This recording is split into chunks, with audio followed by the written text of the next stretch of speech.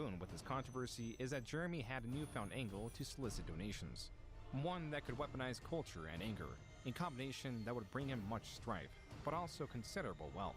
You can speak with your wallet and take the plunge and back us on Patreon. The more backers we get on Patreon, the louder voice we can have, the more interesting things we can do. Wizards can't. Wizards won't fly me out to PAX. We'll go to see them at PAX. That Patreon gets big enough, I'll fly to every major event and I'll stand there and do coverage for you. And I'll try to keep it real, 100%. This was the beginning of Jeremy's capitalization of outrage. In the following years, Jeremy would master his craft. Meanwhile, with the understanding that he was not welcome in the Magic community, Jeremy revived Pokemon headquarters while still posting to MTG headquarters. The video announcing his return sits at less than 1,000 views. Jeremy posted on his Pokemon channel from late 2016 to early 2017. The channel failed to gain any momentum, with its videos far underperforming compared to videos found on MTG headquarters. It was here that Jeremy resigned himself as a pack opening channel with the occasional commentary video. The latter type of video was often on the topic or tangential to his infamy. If you would have told me that there's a man more universally hated in the Magic YouTube community than me, I would have told you, you're crazy. On June 5th, 2017, two things happened. Jeremy posted his final Claw Machine related video on Clawstruck and live streamed while drunk. While he often tweeted at or commented on other creators in the MTG community, there was one that he targeted unprovoked. This was cosplayer Kristen Sprankle. Serial virtue signaler and crying for Patreon dollars cosplayer Sia Sprankle Run posted yesterday. Allow messages to my Facebook page again. Question my life choices immediately. Posting out. Came for cosplay inspiration and left only with an erection. In all seriousness, though, I love your work. Okay. Jeremy was commenting on Sprankle's post and the comments found within. A post about receiving unwanted comments. Here we go. Victor Puente, cuckold. You know this dude's a cuck. Oh yes, she's just under constant anonymous direct message assault. Like, she is literally triggered. Here goes cuckold number Nicholas again. Which makes me sad that you have to. It makes me sadder that I'm not even surprised. Me, despairing over social norms. Going to creep Lisa some grammar, I'd agree with that. Obviously, Sprankle is a pro cosplayer. You know she's a professional cosplayer by the fact that she has to solicit Patreon dollars and then cry in her Patreon video to get loser beta cucks to give her money. I mean, it is like an all-you-can-cuck buffet on this thread. Oh, I'm sorry, Sprankle. Let's look at your cosplay, your art, where some poor 14-year-old kid was unfortunately made an erection comment about you, and fuck him for being such a degenerate. I mean, what is sexual about this? Nothing, right? Oh no, totally nothing sexual about this. Oh yeah, here you go, Sprankle. Another totally non-sexual picture where the Pokeball happens to be right on your fucking bush. Okay, let's see what we got here. Oh yeah, you wearing a bodysuit? Yeah, nothing sexual about that. Oh, here you go, wearing basically a bra. Yep, nope, nothing hot about that. Here we go again, more. Basically 75% nude, nothing sexual there. Oh yeah, look at bodysuit. Yeah, I'm not gonna sexualize you. I mean, fuck me if I'm gonna say that I wish there was a little slot down here, you know, for me to, you know, for us to pleasure each other. You know, because that's not what your intent is. Jeremy ended up directing his audience towards Sprankle's Twitter. If not his comments, then this is indisputable evidence of targeted harassment. Please, everyone on the internet, come and support CS Sprankle Run on Twitter. Let her know how totally unattractive and unsexual she looks, and how few Patreon dollars you're going to give her, and maybe she will avoid these digital rapes. This was not the only time Jeremy commented on Sprankle or her appearance. In this tweet, Jeremy refers to Sprankle as a man. This Twitter user claims that Jeremy, in a deleted video directed at Sprankle, stated, quote, "She's a dog, a 3 out of 10. I'd still do her, unquote. These comments all came back when in November 2017, Sprinkle stated that Jeremy, through MTG headquarters, has made her life hell this whole year. She followed this tweet by announcing that she was ostensibly leaving the Magic community, also citing that she was going through a horrible breakup. Jeremy was immediately blamed for Sprinkle's departure. One day later, Jeremy published 2 videos. The first could be found on his newest channel, The Quartering, a channel that posted commentary videos mostly commenting on the Magic community or media similar to it. The second was MTG Headquarters.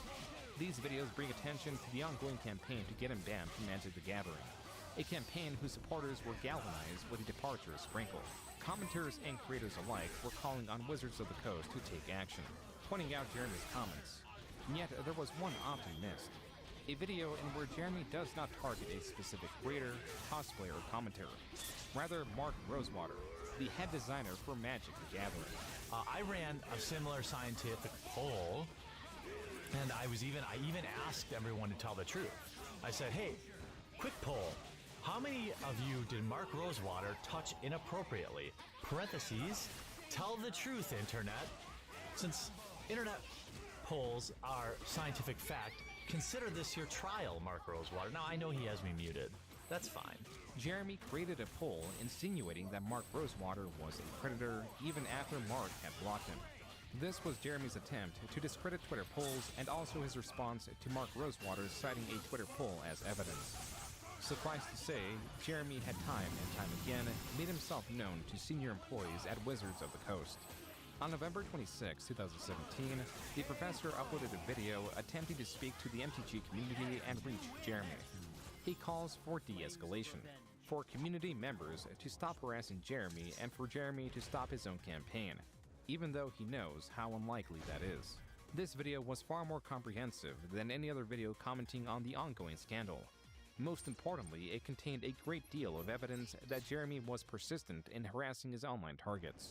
Jeremy, just being fair here, just being reasonable here, do you think that when someone such as myself, and this is just one example, makes a reply to someone that says, oh, you lost a follower over Nazi punching joke, but you gained a modern follower, seems like you traded up, to make an entire video saying I advocate political violence.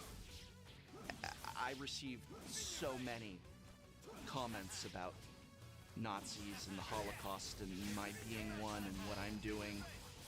And, you know, most of my family died in concentration camps. The professor's video saw mixed reception. While it was tweeted for the amount of evidence against Jeremy, some creators took issue with the professor's presentation and the alleged scope of 2 years that Sprinkle was harassed by Jeremy when there only existed months, not years, of evidence of harassment online. It seems to me like the way you're presenting yourself just now and the way that you've made this video, you've kind of tried to make it look as if you're coming from an area of good faith when it's kind of obvious that you're just trying your hardest to virtue signal for what you feel is the righteous side. That was creator Count Dankula, a creator that would later start a podcast with Jeremy. He encourages his audience to research this for themselves.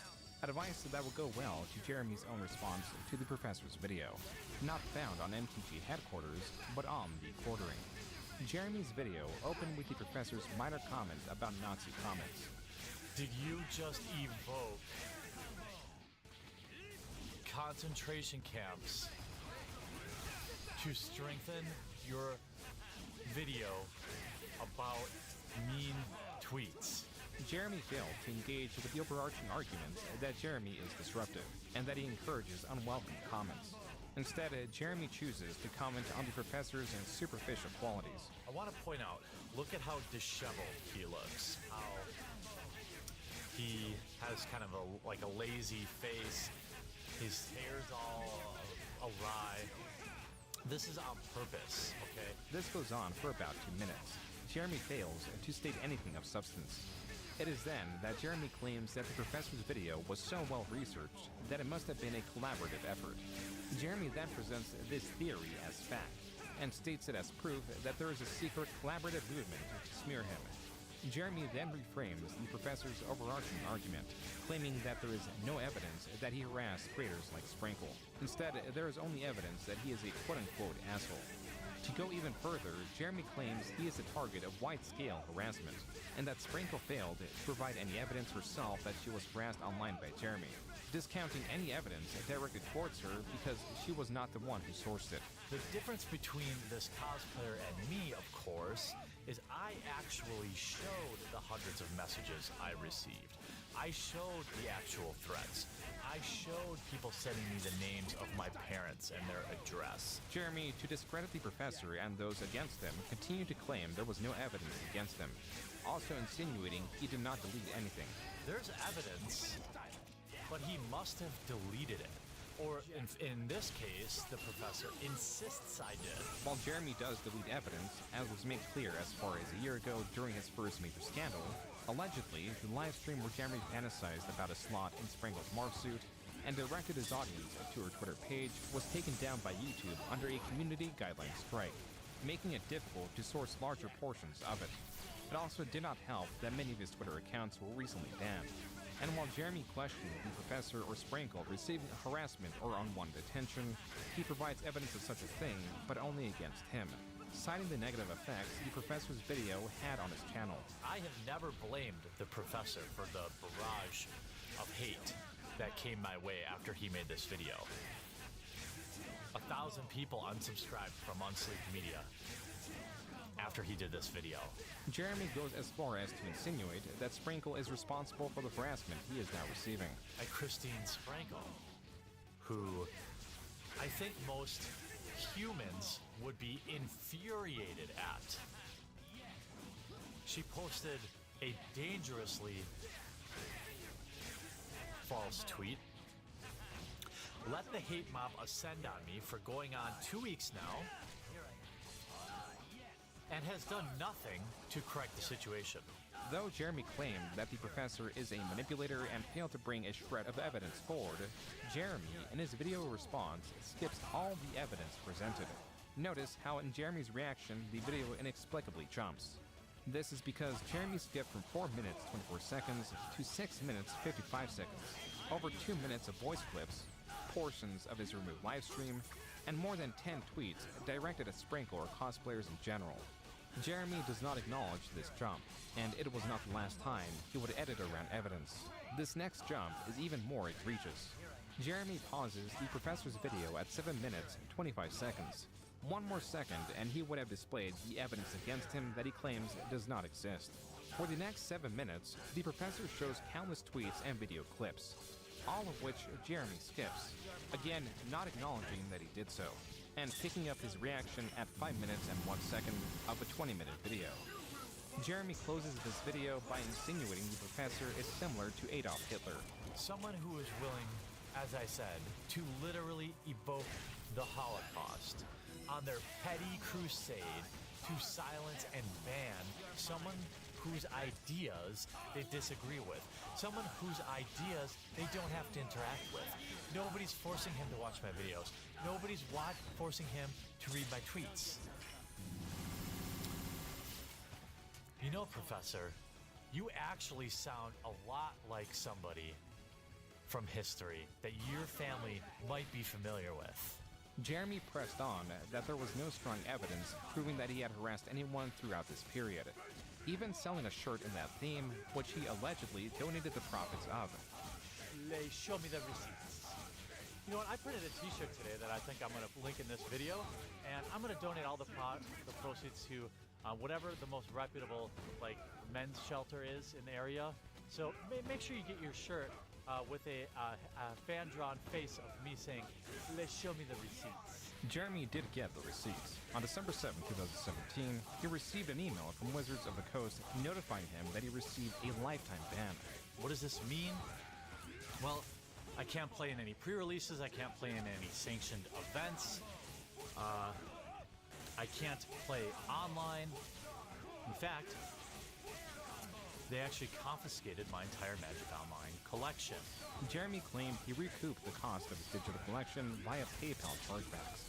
As for the video announcing his ban, there is something seemingly sinister at play. At 10 minutes and 20 seconds, Jeremy begins going through the evidence Wizards of the Coast sent him and then informed their choice to ban him. Notice, at the bottom left side of the screen, it is clearly stated that there are 12 attachments. Attachment 1 is a tweet where he calls Fletch the Hamburglar. Attachment 2 is presumably a joke about trolling a friend. Attachment 3 is a tweet about trolling that same person and the professor. Attachment 4 appears to be another joke about wearing a shirt with the famous internet cartoon frog Pepe to trigger people. Attachment 5 is what appears to be another joke that includes Pepe. Attachment 6 looks to be a joke about concentration camps. Attachment 7 is Jeremy alluding to a Magic player having a quote-unquote pedo smile. Attachment 8 is Jeremy in response to an accusation where he encourages R-wording individuals, responds by saying he would not even R-word the poster. Then this is Attachment 9 of 12. I love the ladies of Magic, but dudes who bring their girlfriends to stand over their shoulder every game are annoying as fuck. Teach them to play or go home. What's wrong with that? Am I not allowed to have an opinion? Am I not allowed to have an opinion? I mean, this is the evidence, okay? Jeremy plainly rants about this being the only evidence Wizards of the Coast presented against him. The screen then fades into his face cam. He failed to show whatever those last 3 attachments were.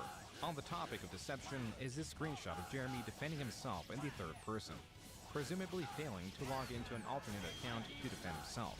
It appears Jeremy is not being entirely honest to his community, and Jeremy has a possible motivation to be dishonest. You should subscribe to it so that I can send it to Polygon and tell them thanks for the press and all the new subscribers. Then you can just quietly unsubscribe if you don't like the content. So many of you are like sharing these videos. People are I'm seeing them on Facebook. People are signing up on Patreon. Like, this is crazy. How can I help? Well, I would love to be able to cover more of these games.